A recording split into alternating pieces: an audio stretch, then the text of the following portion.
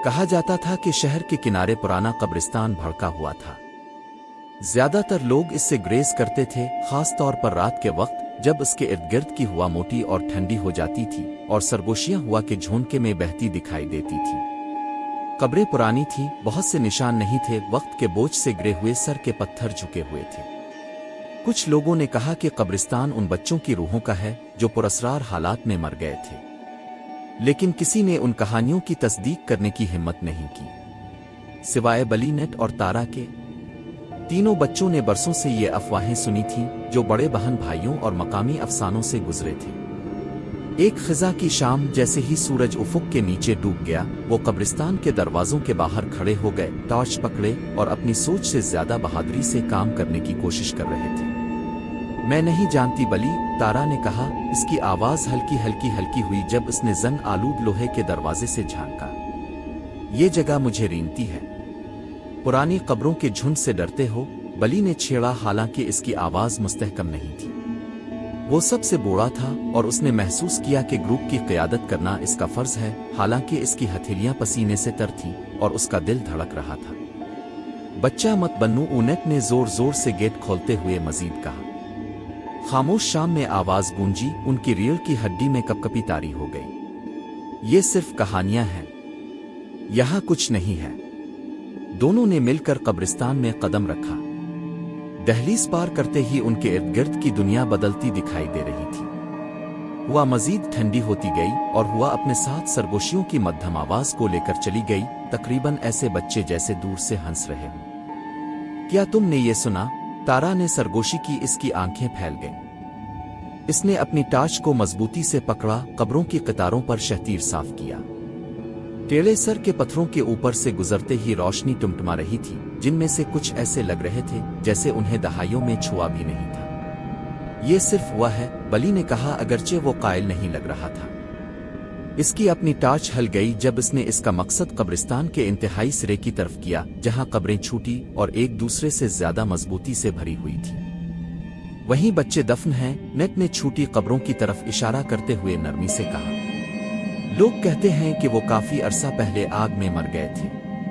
कुछ कहते हैं कि उन्होंने वाकई कभी नहीं छोड़ा। ऐसा मत कहो, तारा ने बुड़बुड़ाया। इसकी आंखें कब्रों से चिपक गईं। वो कब्रिस्तान की गहराई में चले गए, हर कदम आखिरी से ज्यादा भारी महसूस हो रहा था। बाड़ पर लगे दरख्त हुआ के झोंके में झूम रहे थे, उनकी शाखें जमीन पर लंबे कुनकाल के साए डाल रही थीं। सरगोशियां मजीद बुलंद हुईं, ज्यादा वाज़े। अब ये सिर्फ हुआ नहीं थी, अल्फाज थे, हालांकि इनमें से कोई भी ये नहीं बता सकता था कि क्या कहा जा रहा है। जब वो कब्रिस्तान के बच्चों के हिस्से के करीब पहुंचे तो कुछ अजीब हुआ गैर फितरी तौर पर खामोश हो गई और हुआ खत्म हो गई, सिर्फ एक खौफनाक खामोशी रह गई। दर्जा हरारत अचानक गिर गया और टार्च की शुआएं फिर से टुमटमा उठीं, जैसे कोई नजर न आने वाली चीज रोशनी में मुदाखलत कर रही हो। ये ठीक नहीं है, तारा ने एक कदम पीछे हटते हुए सरगोशी की। हमें जाना है। इससे पहले कि वो हरकत करते, एक छोटे बच्चे की तरह एक नर्म आवाज खामोशी से गूंजी, हमारे साथ खेलो। तीनों जिम गए। बली ने महसूस किया कि इसका दिल इसके हल्क में उछल पड़ा। इसने आवाज के मंबा को तलाश करते हुए अपनी टार्च को चारों तरफ फेर दिया। कुछ भी नहीं हिला, लेकिन अल्फाज हवा में ढल रहे थे, बदनीयती से भरे थे। क्या तुमने ये सुना? नेट ने सरगोशी की। इसकी आवाज बमुश्किल सुनाई दे रही थी। मेरा ख्याल है कि हमें अभी वहां से निकल जाना चाहिए, तारा ने बली की आस्तीन को खींचते हुए कहा। लेकिन इससे पहले कि वो वापस पलटते, आवाज फिर आई, इस बार साफ करीब रहू, मत छोड़ो। अचानक कब्रों के दरमियान एक साया अलिफाटे, जो रोशनी की चाल होने के लिए बहुत तेज था।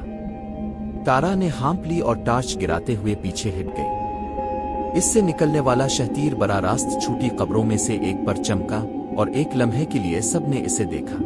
एक शक्ल छूटी और झुकी हुई सर के पत्थर के पास खड़ी, इसकी आंखें अंधेरे में हल्की सी चमक रही थी। ये एक बच्चा था, कम अज कम ये एक जैसा लगता था, लेकिन इसका चेहरा मुड़ा हुआ था जैसे किसी अबदी चीख में जिम गया हो।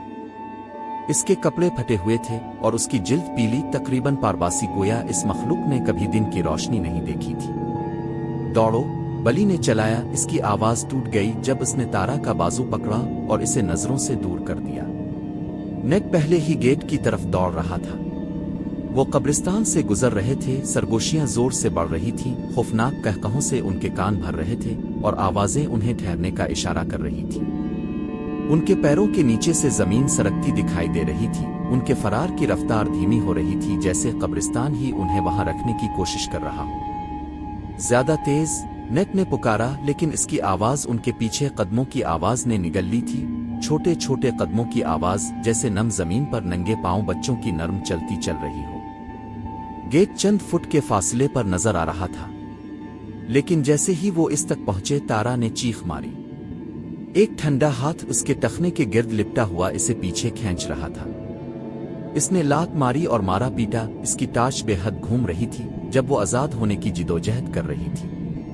बली ने मुड़कर उसका बाजू पकड़ लिया, अपनी पूरी ताकत से खींचता रहा, यहां तक कि सर्द गिरफ्त ने इसे छोड़ दिया। एक साथ वो गेट से गिरे, इसे अपने पीछे बंद कर दिया। आवाजें फौरन बंद हो गईं, सरगोशियां ऐसे मर रही थीं जैसे वो कभी मौजूद ही ना। हाँपते हुए तीनों कब्रिस्तान के बिल्कुल बाहर खड़े आहनी सलाखों को घोर रहे थे। हुआ साकित थी और कब्रिस्तान में खामोशी छाई हुई थी, लेकिन जैसे ही उन्होंने सांस लिया, उन्होंने इसे देखा। 3 छोटे साए बच्चों की कब्रों के पास खड़े उन्हें देख रहे थे। चुल्लू, बली ने सरगोशी की और वो फिर कभी कब्रिस्तान नहीं लुटे।